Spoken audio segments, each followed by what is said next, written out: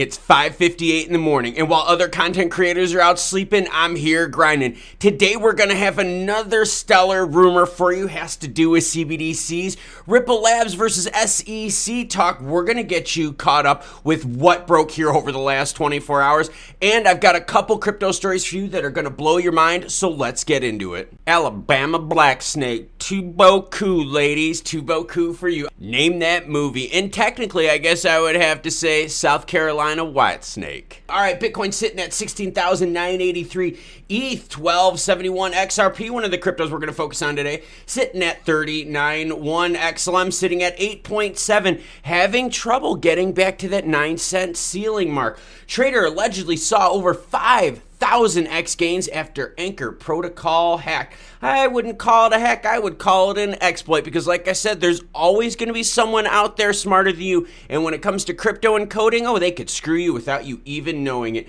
As previously reported by Cointelegraph, security firm Biosin suggested that the multi-million-dollar exploit may have come from vulnerabilities in smart contract code and compromised private keys due to a technical upgrade. The hacker was able to take $2,879 and turn it into 15.5 million after using a little bit of clever money making action. That's right, everyone. Those smart contracts out there, if they aren't done right, you will be able to be exploited super easily, which is why Stellar Development Foundation is working day and night on Sorben before it gets launched, trying to patch all these holes, because hey, that's how most of these hacks, scams, and skis are happening. They're exploiting smart contract code, but I got another one for you. This Ponzi crypto app dupes people by offering high returns. Many bank customers are currently being conned by a Bitcoin Ponzi program that promises big profits. Well, here's the big takeaway. There are some things that they tell you to look out for, and I'm going to share them with you. Now, I want you to apply them to any cryptocurrency project out there. Yes, you heard me, any cryptocurrency project out there. If any of these red flags go off that I'm reading, well, you should start thinking about stuff. Most Ponzi schemes have common attributes such as promise of high returns with minimal risk. If someone offers an investment with high returns and few risks, it's likely to be too good of a true deal. Didn't I just do a story yesterday about someone offering 90% APY, Qcoin giving up to 300% APY on Bitcoin, 100% on USDT stablecoins? There's your first red flag. Overly consistent returns. Investors should always be skeptical of investments that generate high returns consistently, regardless of fluctuating market conditions. That's right. The crypto market has been a constant decline here over the last, 8, 9, 10 months, and yet people are giving higher and higher returns. That's definitely Ponzi scheme red flag. Unregistered investments. Here's one that we got to be careful with. Before rushing to invest in a scheme, it's important to confirm whether the investment company is registered. And I would also add to that, make sure that they're doxed. Don't fall into the whole thing of we don't want to be doxed because we want the project to be centered. No. They just want to be hidden one extra layer, so when they screw you from your money, it's harder to find them. Secretive, sophisticated strategies. This one is the most common one in crypto. Here, we'll read it and then I'll explain something to you. If you have no idea on how a particular investment scheme works, it's better to avoid any investment plan that offers higher returns from such schemes. That's right. If you can't explain how money is made, if you can't explain how you get to a certain valuation, then there's something wrong. Business is very easy. It's supply and demand. Now, in supply and demand, there are certain levers that have to be pulled, certain conditions that are going on. But that is how businesses work. So all the companies out there that are like, well, don't worry, we're going to hit this price at this. No, that's not how it works. You can't dictate that kind of stuff. Or if you try to find how they make their money and it's just like weird jumbled mess of, well, we earn 3% here, 2% here, 1% here, but then we aggregate this. And if it's too complex, it's made to be complex so that you can't understand it. So you just say, F it, take my money. One of the best things you can do is ask yourself, how is this protocol generating revenue to keep the lights on? Any protocol out there is going to have to pay for servers, maintenance, development, and all that stuff is not free. So how are they earning your money? Most likely it's off of you. Really good article here that discusses some of those high points that we all need to look out for. And as always, any article you see in this video will be linked in the description below. But now we get onto my main man, Brad. He's always dressing nice, always looking good. Got to give him props. Brad Garlinghouse congratulates Ripple team for reaching current point when verdict may be in their horizon. He knows that this is a brutal court case that is not only draining funds, but it is draining people's patience as well. And Garlinghouse had a tweet. Why is this important? Because they filed their summary judgment responses. And here we go. Here's his tweet, and then we're going to get into something that I need to share with you. I said it on day one. We will aggressively fight to get clear rules for the entire industry in the United States. Congrats to all of Team Ripple for getting us to this point. Ripple stood strong and withstood the SEC's onslaught. I look forward to being on the right side of justice. Yep, over $100 million as of now to fight this. And it appears that if we go past summary judgment, which is most likely going to happen, they're not going to award summary judgment. I'm going to show you an article here real quick about that that's going to kind of open your eyes. But you can tack on another 50, 75, 100 million if we go through to trial. Easily. Most crypto companies will not be able to take that kind of onslaught. All right, so now the SEC and Ripple Labs both filed their summary judgment stuff, but the SEC has some points too. Remember, Ripple has some good points. The SEC does too. That's why I don't think summary judgment is going to be offered. Both sides do have good points. And for the people out there that in the comments are like, no, it's FUD, the SEC doesn't have a point, you're dumb. You are seriously, you're living off of hopium, because I'm going to read a quote to you that's going to burn your ass. And I'm not doing it because I'm not trying to, pick sides. No, I'm doing it to be fair, so that you see both sides of this battle here, so you are better prepared.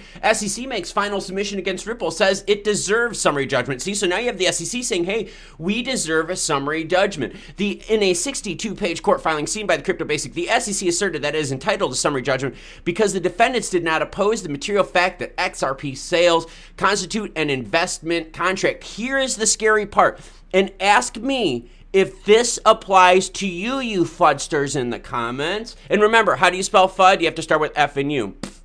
Furthermore, the SEC argued that Ripple did not dispose of another essential prong of the Howey test, the expectation of profit from the efforts of others. So, how many of you bought XRP hoping that it would be worth more? That's probably 99.999% of you. Now, how many of you in the 99.999% of you did nothing about it? You just invested, you put your money on your, crypto stuff, and now you're waiting for it to be worth more. I would probably say that 100% of the 99.999% of you fall into this category. And that's why the SEC believes that they will be awarded summary judgment, is because they're sitting here saying, guess what? Defendants made an avalanche of public statements indicating that they would take steps to increase XRP's value. How many of your favorite, YouTubers, Twitter people out there were like, oh, XRP is going to hit $100, and when it does, I'm going to buy like a mega yacht. When XRP hits $10, it was all over the place. People touting an increase of value without having to put any work in themselves. The work was being put in by others, partly because of Ripple's giant pile of XRP potential, and actually saw investors understood that Ripple was financially compelled to do just that, the agency claims.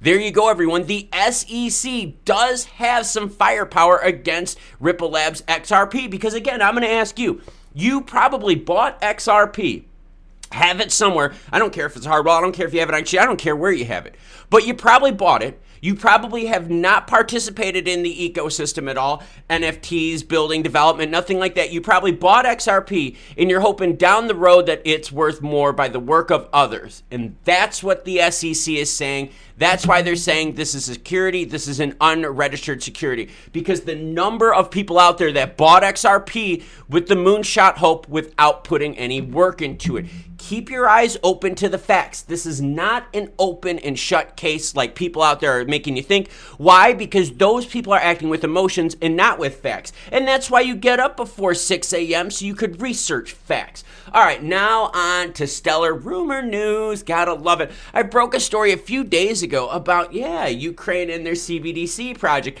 We know that Stellar is on their board of banks, and Stellar has been part of Ukraine's CBDC, digital currency stuff for a long time now. Well, they now have two different options that they could release and use the CBDC in Ukraine. This would be super important because this would be like a really good kind of like a platform for the rest of the world to see how this would work. Also really good because we know Stellar Development Foundation is helping them. The document postulated three possible options for the design of the CBDC currently considered by the NBU. The first option is using the e-Irvinia for retail non-cash payments with the possible functionality of program money, which the banking regulator says will reduce government expenditure. Super important. It is a good way to save money, and it would be great for retail non-cash payments. That's a really good use case for CBDCs.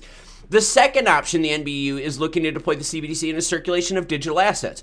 The central bank suggests that under this option, the e-Irvinia can become one of the key elements of qualitative infrastructure development for the virtual assets market in Ukraine. Now, there's a third one here. I'll share that real quick, but I think this third one is obvious. The last option under consideration by the NBU is its usage in facilitating cross-border payments, an option that several banks, including the Bank of Russia. NBU notes that it will adopt a slow and steady pace of developing a CBDC while considering the potential impact it could have on the country's financial infrastructure system. Now, super important here because the Senate Ag Committee brought up this exact point. So the Senate Ag Committee brought up this point. FTX and the crypto thing, this whole contagion over here stayed here. It did not find its way over into traditional banking systems. That's right now what the Ukrainian government is making sure that doesn't happen. Whatever they do CBDC-wise, is there a way they can keep the fallout separate from traditional banking systems out there? Could you imagine if traditional institutional level money was involved with FTX as a high rate as others out there? Could you imagine the impact that would have happened on the stock market, on banks and so forth? That would have been the nastiest fallout we would have seen. You would have seen executive order action like that happen if banks were involved in crypto. So it's really important to see that the Ukrainian government is noticing that there is a risk and they want to keep that risk separate while exploring 3 different use cases for CBDCs with the help of Stellar Development Foundation. We also have Ripple Labs and the SEC. They've got all their summary judgment filings. It's all made public. It's all linked in the description below. You're welcome to read them. They are super, super long. But both sides have good points. And if both sides have good points, then how do you award summary judgment? Now remember, summary judgment could be awarded for small things like saying, hey, you can't do this, or this, and this applies. This is the scope. They can do stuff like that. But for someone to go, hey, Ripple Labs, you win. SEC, you win. It ain't gonna happen. Because remember, the SEC's biggest point is that a bunch of you out there bought XRP.